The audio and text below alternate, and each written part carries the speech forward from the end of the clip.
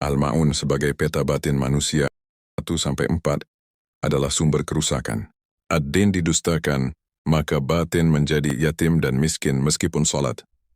Yukadzibu bid-din, ad-din itu amanah fitrah kejadian alastu birabbikum. Hukum keterhubungan ruh dengan Allah tapi didustakan.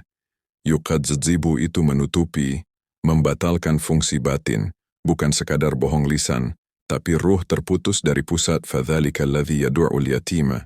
Yatim itu qalb tanpa sandaran penanggung wilayah ruh.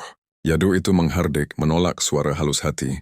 Qalb kering wala yahuddu ala ta'amil miskin.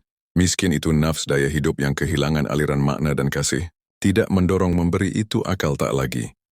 Jadi penyalur bantuan nafs lapar dan egosentris fawailun. Lil musallin, salat sudah ada secara bentuk tapi belum secara fungsi. Tubuh salat tapi batin terpisah di ayat 5 adalah titik patah atau poros. Alladzina hum an salatihim sahun. Ini bukan lupa teknis tapi lalai ontologis. Makna sufistik sahun an salatihim. An adalah menjauh dari hakikat salat tidak lagi menjadi mi'raj, hanya rutinitas akal hadir, qalb absen, ruh tidak turun.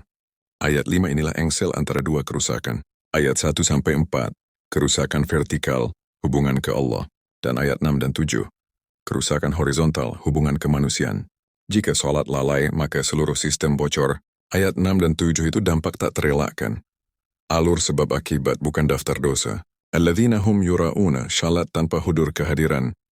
Maka ego mengambil alih. Ibadah jadi panggung pengakuan diri. Wayamna'un al-ma'un. Al-ma'un itu aliran kebaikan kecil tapi hidup. Tapi maunah ini dicegah karena batin kering. Qalb yatim dan nafs miskin tak mampu mengalirkan maunah. Kesimpulan sufistiknya, siapa lalai dalam salatnya, pasti gagal menjaga yatim batin dan miskin nafs dan pasti mendustakan ad-din tanpa sadar.